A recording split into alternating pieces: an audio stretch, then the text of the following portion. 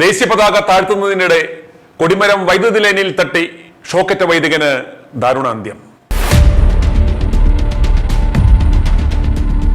കാസർഗോഡ് മുള്ളേരിയിൽ ദേശീയ പതാക താഴ്ത്തുന്നതിനിടെ ഷോക്കേറ്റ് പള്ളി വികാരി മരിച്ചു.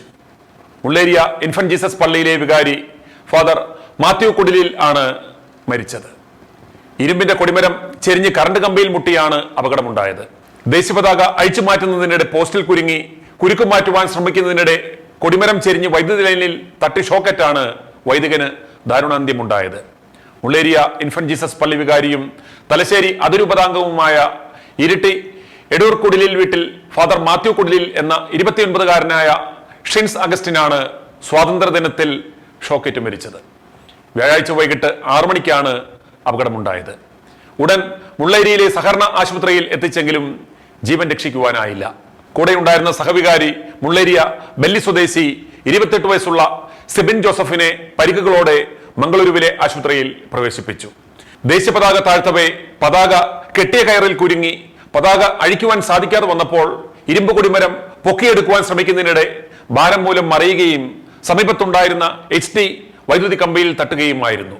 കമ്പിയിൽ തട്ടിയതോടെ ഇരുവരും വൈദ്യുതാഘാതമേറ്റ് തെറിച്ചു വീണു. 1.5 വർഷം മുമ്പാണ് ഷിൻസ് പാതിരി മുള്ളേരിയ പള്ളിയിലെ വികാരിയായി ചുമതലയേറ്റത്. 2020 ഡിസംബറിലാണ് അദ്ദേഹത്തിന് വൈദിക പട്ടം ലഭിച്ചത്. തുടർന്ന് ചെമ്പൻതൊട്ടി, നെല്ലിക്കാമ്പൊയിൽ എന്നിവിടങ്ങളിൽ സഹവികാരിയായി ജോലി ചെയ്തിരുന്നു. മുള്ളേരിയയിൽ ചുമതലയേറ്റ ശേഷം പുത്തൂർ സെയിന്റ് ഫിലോമിന കോളേജിൽ MSWന് ചേർന്നിരുന്നു. കോളേജിൽ 2ാം വർഷ വിദ്യാർത്ഥിയുമാണ്. ആദൂർ പോലീസ് ഇൻക്വസ്റ്റ് നടത്തിയ ശേഷം മൃതദേഹം പോസ്റ്റ്മോർട്ടത്തിനായി കാസർഗോഡ് ജനറൽ ആശുപത്രിയിലേക്ക് മാറ്റി. അപകട വിവരം അറിഞ്ഞ് മോൺസിഞ്ഞോർ മാത്യു ഇളംതുരുത്തി പടവിൽ വിവിധ ഇടവകളിലെ വികാരിമാർ, വിവിധ മഠങ്ങളിലുള്ള മടത്തിലമ്മമാർ എന്നിവരും സ്ഥലത്തെത്തി. പിതാവ് പരേതനായ അഗസ്റ്റിൻ, അമ്മ ലിസി, സഹോദരങ്ങൾ ലിൻഡോ അഗസ്റ്റിൻ, ബിൻഡോ അഗസ്റ്റിൻ. ഇനി ഇടവക കോർഡിനേറ്ററുടെ വാക്കുകൾ കേൾക്കാം.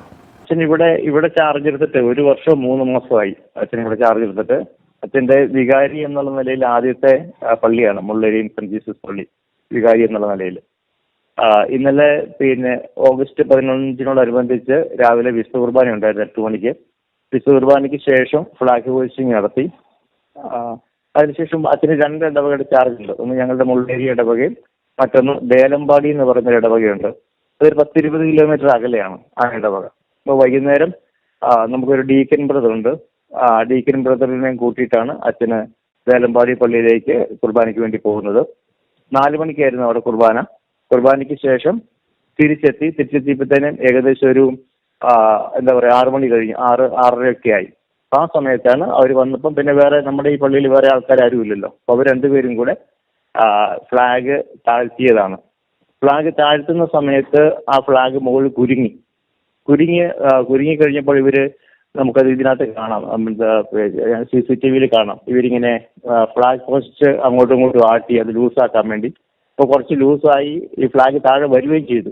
പക്ഷേ ഈ ഫ്ലാഗ് പോസ്റ്റ് ആട്ടി കഴിഞ്ഞപ്പോൾ ഫ്ലാഗ് പോസ്റ്റ് ചെരിഞ്ഞു നിന്നു.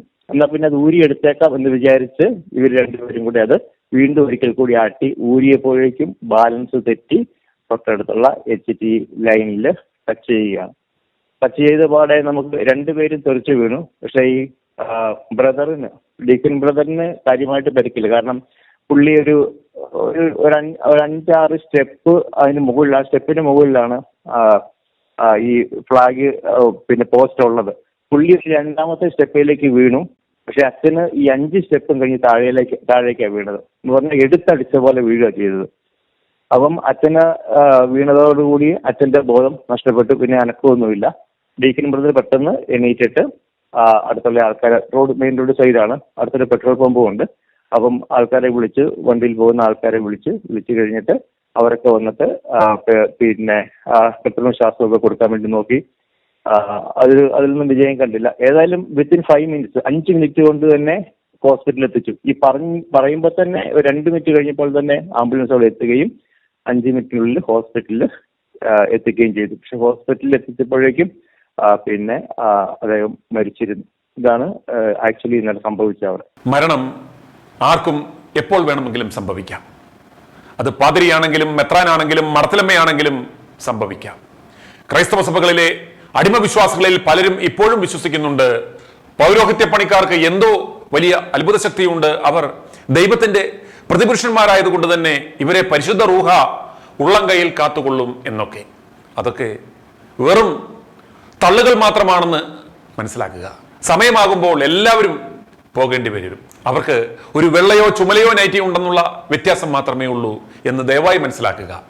മരണാനന്തര ജീവിതവും സ്വർഗവും ഒക്കെ ഉണ്ടെന്ന് നമ്മെ പഠിപ്പിക്കുന്ന, വിശ്വസിപ്പിക്കുന്ന ഒരൊറ്റ തൊപ്പിത്തൊഴിലാളികൾക്കും സ്വന്തം മരണം എന്ന് കേൾക്കുമ്പോൾ ഭയമാണ്. എന്നാൽ മറ്റുള്ളവരുടെ മരണം എന്ന് കേൾക്കുമ്പോൾ ഇവർക്ക് വലിയ സന്തോഷം വരും. കാരണം ചുമ്മാ വഴി പോയാലും പോകാൻ നേരം കയ്യിൽ കവർ വെച്ച് കൊടുക്കും. ആര്? ഞങ്ങൾ തന്നെ. സർട്ടിഫൈഡ് എ ക്ലാസ് മുണ്ണ കുഞ്ഞുങ്ങൾ. കഴിഞ്ഞ ദിവസം ഒരു പാതിരിയും മടത്തലമ്മയും തൂങ്ങിച്ചെത്തിരുന്നു.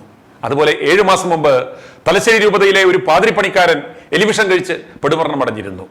അത് ഞങ്ങൾ റിപ്പോർട്ട് ചെയ്തപ്പോൾ പാതിരിയെ അപമാനിച്ച് ഇടവകയിലെ പടലപ്പണക്കത്തിന്റെ ഭാഗമായാണ് അദ്ദേഹം എലിവിഷം തിന്നത് എന്നൊക്കെ പറഞ്ഞ് വലിയ ബഹളവും വെച്ചിരുന്നു.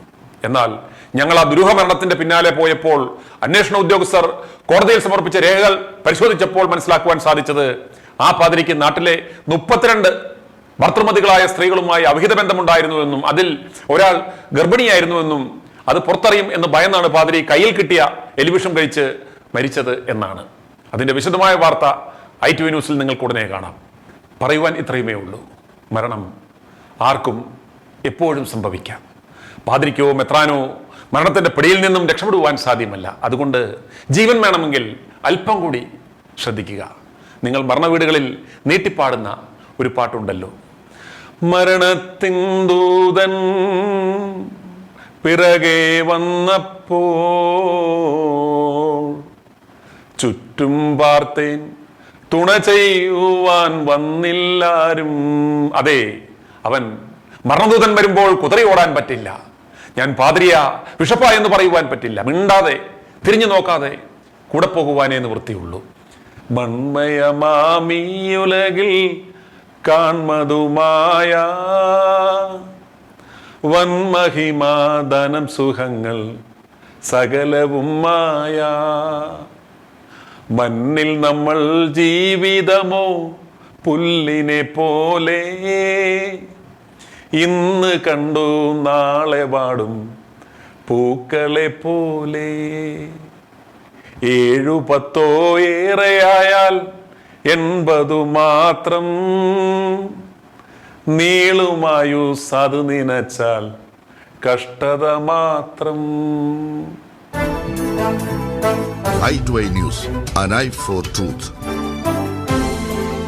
i2i News സബ്സ്ക്രൈബ് ചെയ്തിട്ടില്ലാത്തവർ ഇപ്പോൾ തന്നെ സബ്സ്ക്രൈബ് ചെയ്യുക. നോട്ടിഫിക്കേഷൻ ലഭിക്കുവാൻ ബെൽ ബട്ടണും അമർത്തുക.